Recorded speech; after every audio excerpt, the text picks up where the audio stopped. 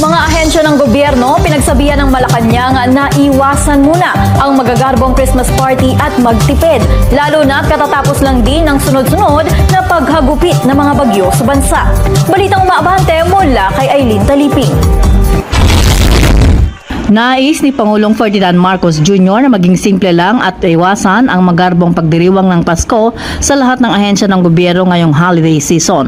Sa inilabas na pahayag na Executive Secretary Lucas Bersamin, ito ay bilang pakikisaan niya sa milyong-milyong mamamayan na patuloy na nagdadalamhati sa kanilang mga mahal sa buhay na nawala, mga nawasak na ari-arian at nawala ng kabuhayan sa pananalasa ng 6 na bagyo sa loob ng halos isang buwan.